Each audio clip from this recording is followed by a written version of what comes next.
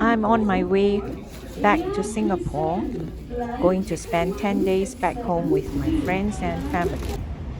These apartments are built by the government, and about 80% of the people in Singapore own and live in such apartments.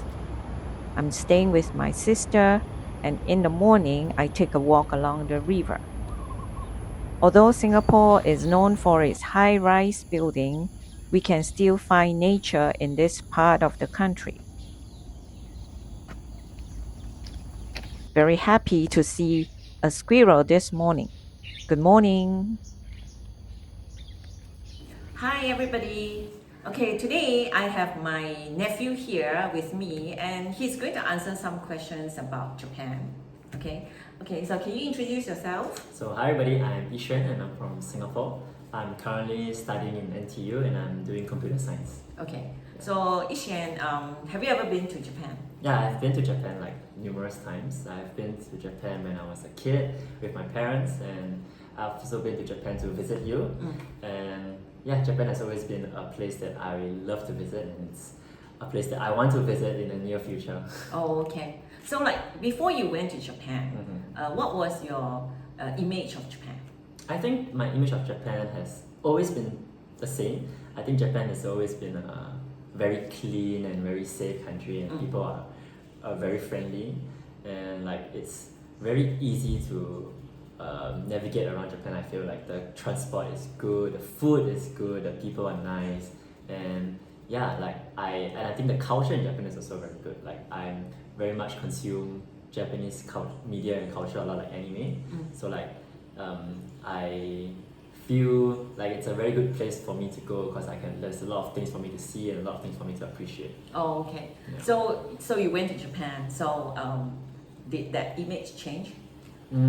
Okay, it's been a while since I've been to Japan. Like I've been to Japan. The last I've been to Japan was I think like a good 5-6 years ago. I went to Hokkaido with the uncle when we went skiing, and I think it was a very good experience. Like I actually found like the passion to ski from going to Japan to ski, and like because of like the numerous ski trips that I've been to in Japan, like it has got me interested to ski in other places as well. So like I've been to Europe and for my exchange, and I've went skiing like twice in Europe because like I found that passion to ski from Japan. So okay. Of course, when you first went there, you couldn't ski.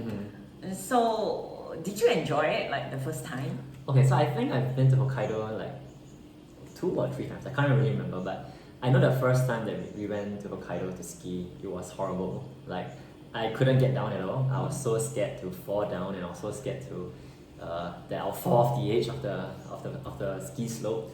But so I think the first attempt was not very good. I think it took like 4 hours to get down to the mountain. I remember like uncle had to carry my ski equipment down and we had to walk down the slope in order to catch the bus. But I think the last attempt, I think like maybe the third or the second try at the mountain like a few years later was a lot better. I think we came down the slope like in 30 minutes.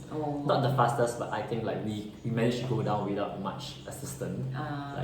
And like it was smooth one, like not much falling was involved. Okay. But now if I were to go back to Hokkaido after my training in Europe, I think I'll be a lot better.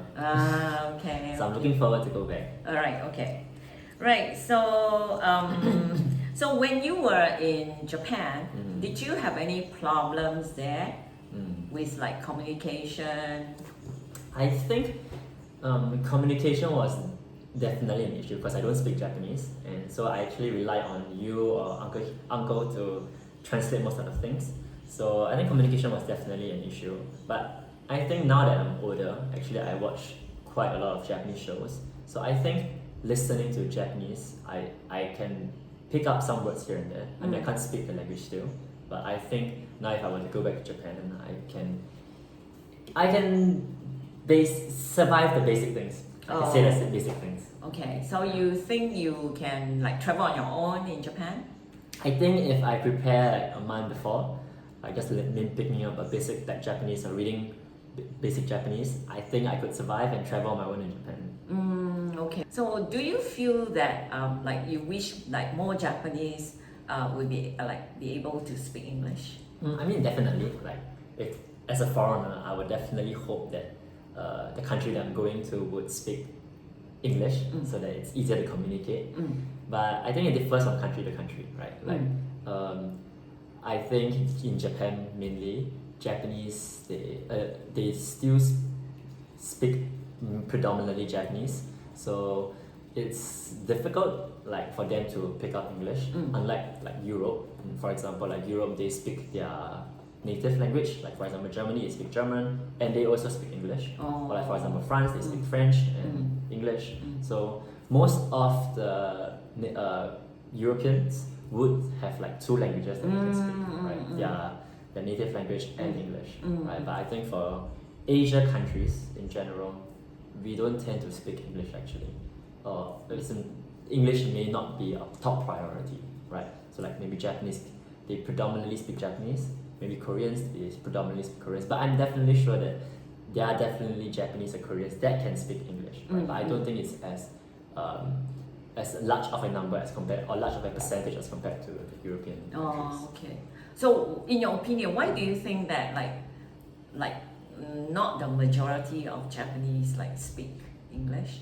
So maybe in Europe, because like it's one continent and so many different countries speaks different languages, maybe a way to connect and communicate with the different countries would be through English. Oh, right? I see. So, but unlike Japan, like Japan is an island on its own, right? So there isn't that need to really communicate with other countries, right? English.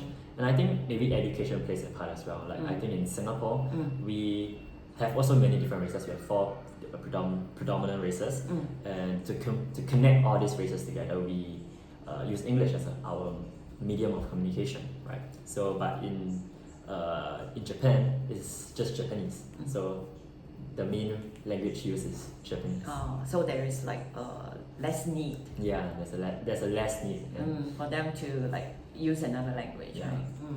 Okay, all right. So next question is, what impressed you the most when you were in Japan?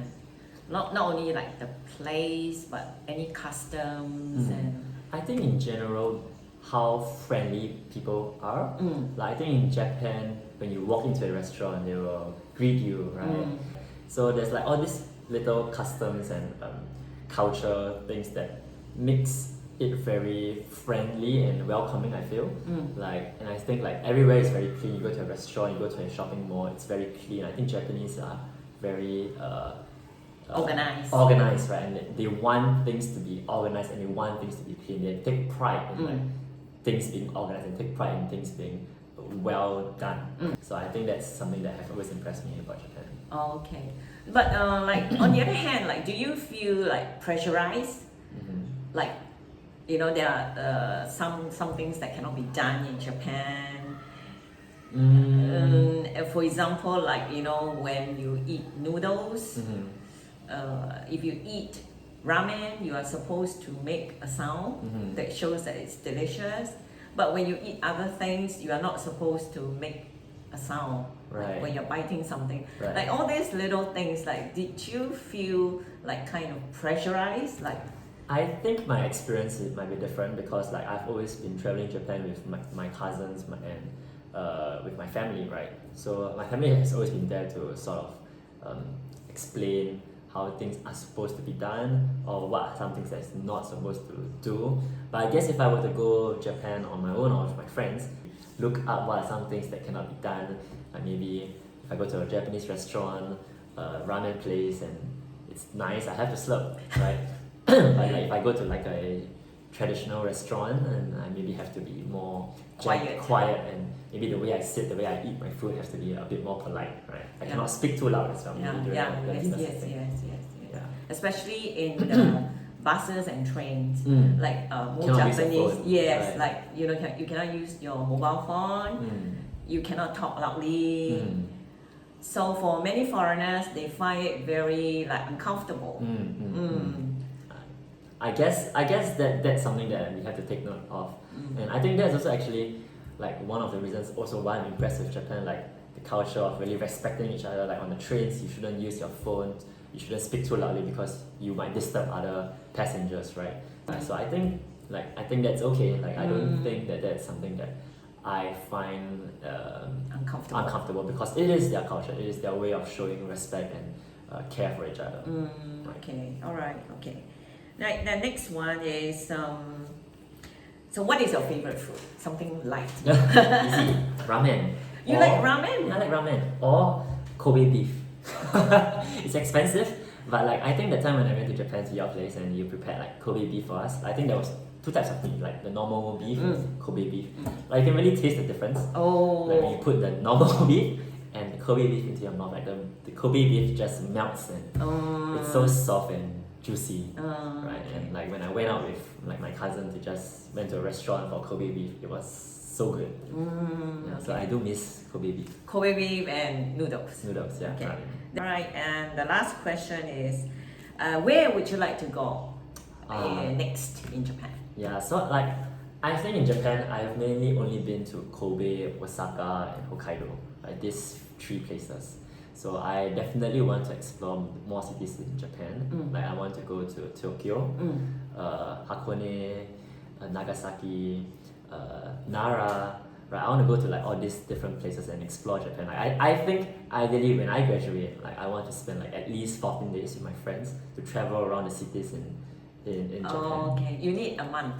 A month. No, 14 days. Definitely. I mean, if I have more time and more money, that would be the ideal situation. Okay. Right? But yeah, there's definitely so many places in Japan that I want to visit. Like I want to climb Mount Fuji. I want to go to the bamboo forest. I want to go feed the deers. Arashiyama. Right.